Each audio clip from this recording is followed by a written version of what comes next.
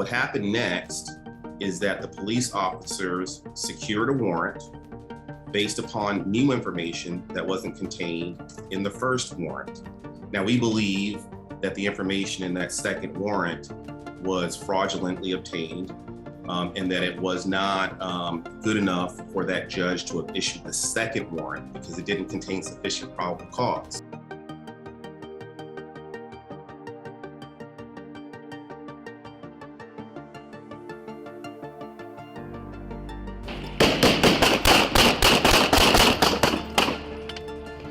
He's down, he's down, he's down.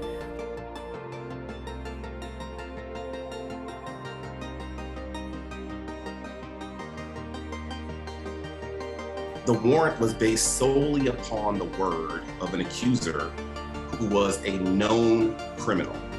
This individual had a rap sheet as long as your arm. Now, bear in mind, our client, Mr. Lockett, had never been arrested or charged with any criminal offense at all whatsoever.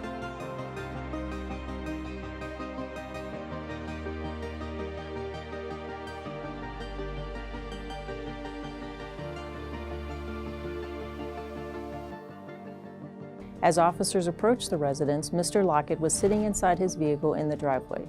He stepped out and began firing upon officers as he moved towards his front door. 4 officers responded by discharging their duty weapons towards the suspect, striking him. Officers rendered medical aid to the suspect within 4 minutes of the gunfire, but he was pronounced deceased at the scene. No officers were injured during this incident.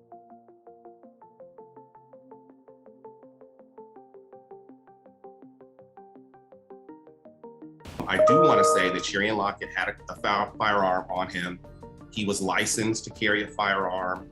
I want to be careful to state once again that this is a young man with no criminal history at all whatsoever, who was carrying a firearm in a lawful manner on his own property.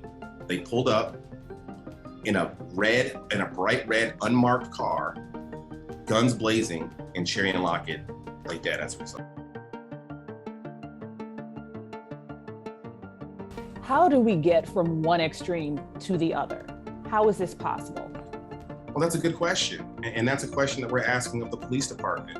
One of our problems is that individuals in the Black community are not often given the benefit of the doubt. If this warrant was served on an individual in an affluent white community, let's say Bel Air or River Oaks in Houston, Texas, the police would have at least done their due diligence and attempted to interview this individual.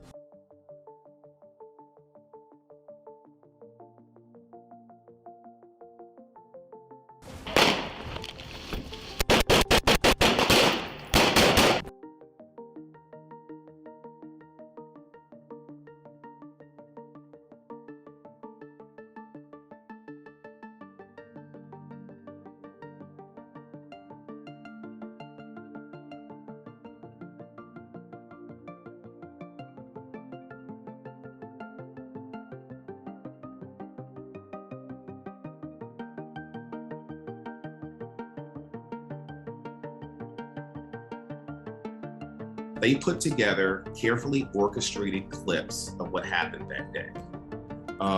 If you want the truth, then you would put out at least a version of events that happened in chronological order.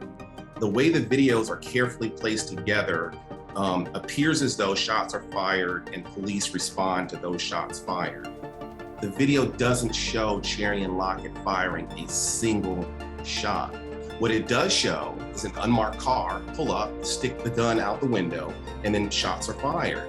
At this point, we don't have enough evidence to be able to accurately discern who shot first.